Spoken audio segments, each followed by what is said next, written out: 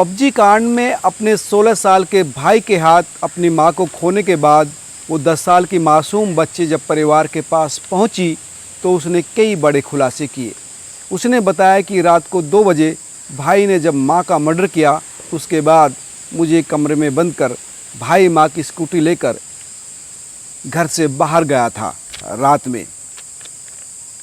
यानी रात को मर्डर करने के बाद वो लड़का किसी के पास गया किसी की सलाह लेने के लिए, और ये वही शख्स था जिस पर शक जाहिर किया जा रहा है।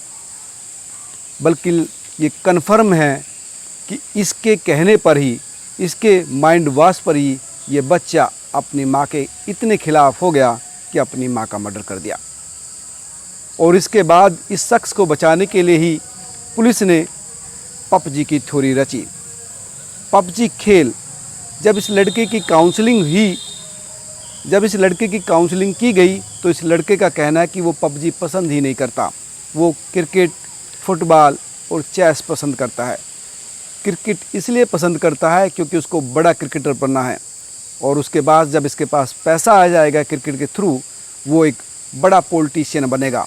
यानी इस लड़के में महत्वाकांक्षा है, हालांकि जिद्दी है, लेकिन ये कुछ बड़ा करना चाहता है। लेकिन अपनी माँ के इतने खिलाफ हो गया कि उसका मर्डर कर दिया। ये जो काउंसलिंग करने वाले लोग हैं उनके गले से नीचे नहीं उतर रहा।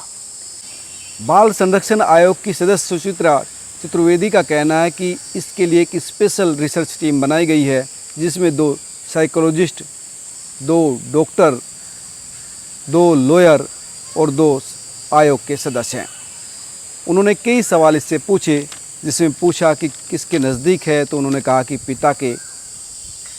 माँ का कहना था कि माँ अक्सर उनको डांटती थी, पीटती थी, छोटी छोटी बातों को लेकर पिटाई कर देती थी। नाना नानी के काफ़ी नज़दीक है, लेकिन कहीं भी इस लड़के ने पूछताछ में ये नहीं कहा कि उसने अपनी माँ का मर्डर किया है।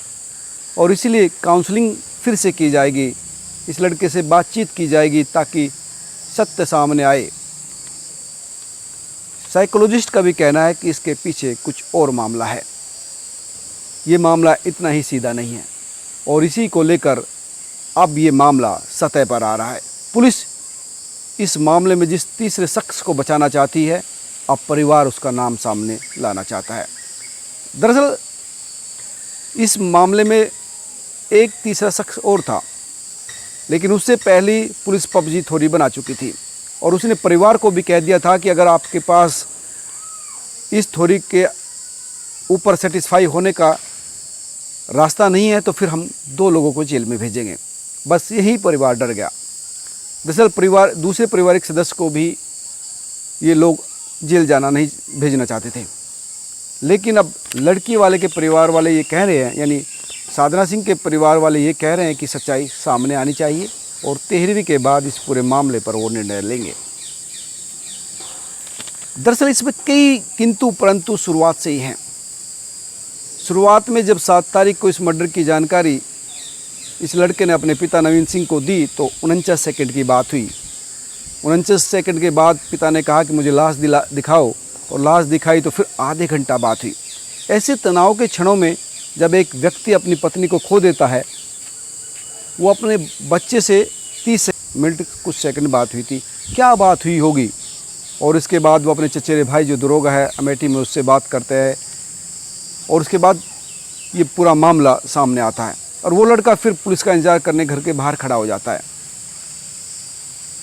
ये वो सवाल हैं जो शुरुआत से ही अपना असर उठाए हुए थे।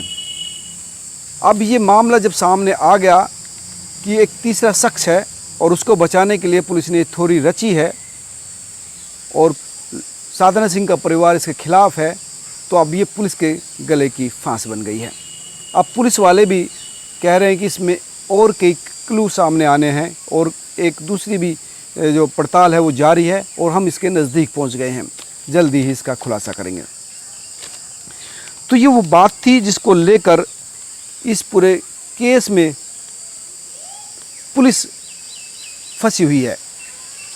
पुलिस जिसके बारे में कहा जाता है कि वो रस्सी का सांप बना देती है, बेटे को बाप बना देती है, ये फिर से एक उदाहरण पुलिस ने पैदा कर दिया है। हालांकि इस पूरे मामले में अगर देखा जाए, तीसरे शख्स ने बहुत ही सूझबूझ और चालाकी से पूरा षड्यंत्र रचा था। नाबालिग लड़के के थ्रू मर्डर करवाया, फिर दादी के थ्रू FIR दर्ज हुई और फिर रात को ये लड़का उससे सलाह लेने गया और 3 दिन तक ये मामला ठंडा पड़ा रहा। और इसके बाद फिर इस तरह से ये पुलिस केस बना और पुलिस भी जिस तरह से वो शख्स चाह रहा था चीज़ें उसी तरह से करती चली गई। लेकिन सत्य को छिपाया नहीं जा सकता, कुछ देर तक दबाया जरूर जा सकते हैं और इस मामले में भी यही होता नज़र आ रहा है। सच्चाई ज़रूर सामने आएगी, उस शख्स का चेहरा भी सामने आएगा और दुनिया को इस पूरे हत्याकांड की सच्चाई भी पता चलेगी कि किस वजह से साधना सिंह की हत्या हुई। हालांकि परिवार इसके कारणों के अंदर नहीं जाना चाहता, परिवार कुछ चीज़ें छुपाना चाहता है और इसी वजह से वो PUBG थ्योरी पर सहमत हुआ था। लेकिन अब इस मामले में उस शख्स का ज़रूर चेहरा सामने आएगा जिसने इस बच्चे के दिमाग में, दिल में अपनी माँ के प्रति नफ़रत भरी थी, जहर भरी थी और उसके बाद इस बच्चे ने अपनी माँ का मर्डर कर दिया। तो मैं इस केस का हर पहलू आपके साथ साझा करूंगा क्योंकि ये बच्चों और आज की वर्तमान PUBG पीढ़ी के लिए बहुत ही महत्वपूर्ण केस स्टडी हो गई है। आप क्या सोचते हैं, क्या समझते हैं, मुझे ज़रूर कमेंट करके बताना। नमस्कार।